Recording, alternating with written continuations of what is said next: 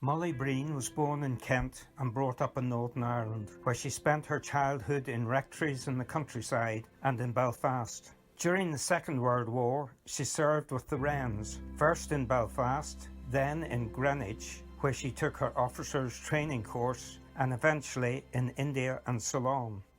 Mother volunteered as an ambulance driver, and it was then my turn to join up.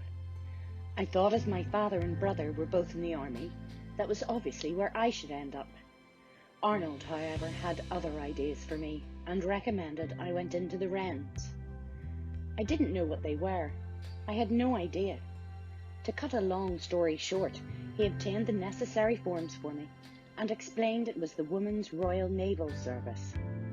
When the forms arrived, I had to sign whether I would be mobile, go anywhere, or immobile, stay at home. I, of course, was ready to go anywhere, but my father would not agree to that, and, as I was under 21 years of age, I had to conform. I eventually, reluctantly, agreed to go immobile until I was 21 in a couple of years.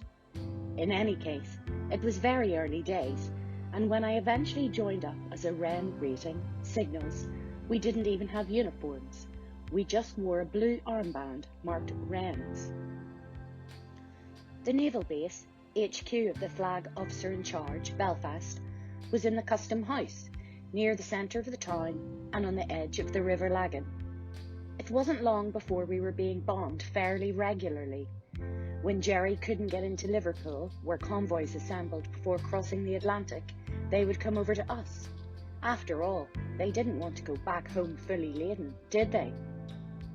The problem for us in Northern Ireland was we had very little protection, and I remember the first raids we had were extremely noisy. We did manage to put up a great barrage of gunfire for the first couple of hours. After that, nothing but bombs and landmines could be heard. We simply did not have the ammunition. On one occasion, we had been extremely busy, all with yellow warnings on the 6 to 10 p.m. watch. We went off at 10 p.m, had something to eat, and then went to our restroom to have a kip before returning again at 2 a.m. We only removed our jackets, skirts and ties, so that if we were called back on watch, we could be ready in minutes.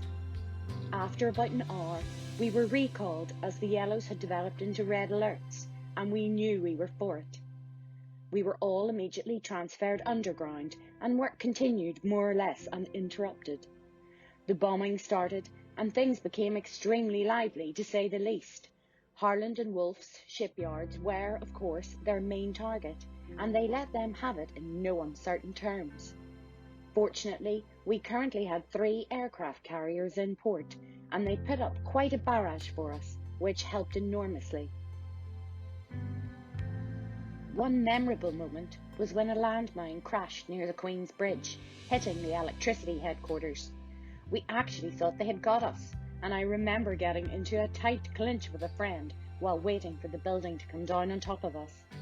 Fortunately, nothing happened except that all the lights went off, and we were left in the dark until the emergency lights came on minutes later. It was quite funny to see the Admiral, aka Squeezy Dick, sitting drinking a cup of Bovril and munching cream crackers while dictating signals. Little did he know that at that moment his official car, a Rolls, was a complete write-off and lying on its roof outside the Custom House.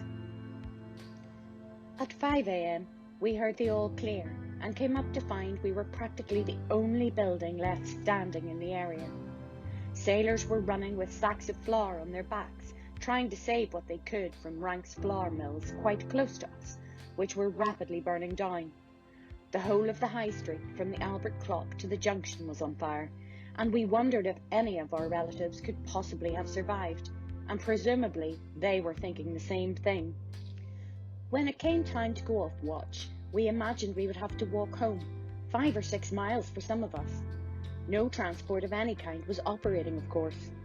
We went down to the main entrance, and to my amazement there stood my parents. Father with his chaplain's tin hat with the white cross, and Mother with her ambulance one. I couldn't believe how they had got there with bomb craters, fires raging and buildings collapsing. My father told me the police and the ARP had all said, You go down there, missus, at your own risk. On the other side of the road was the Dublin Fire Brigade. We just did not have enough fire engines to deal with the situation. Later on, several more were brought over by boat from Glasgow, and eventually, after some days, the fires were extinguished. The centre of Belfast as we knew it had changed completely. The sailors who trained us were very soon sent off to sea, and we took over. Chief Yeoman Proud had been recalled from retirement, and he knocked us into shape quite rapidly, checking on everything we did. Shortly after this, the naval base was evacuated to Belfast Castle, which was very convenient for me, as it was about 15 minutes' walk from home. Our signal office was in what used to be the ballroom, with a magnificent view over the loch below us, and I slept 2 or 3 nights a week in the castle. We had a marvellous cook, Petty Officer Cochrane, aka Yuffie's mum, who looked after us extremely well.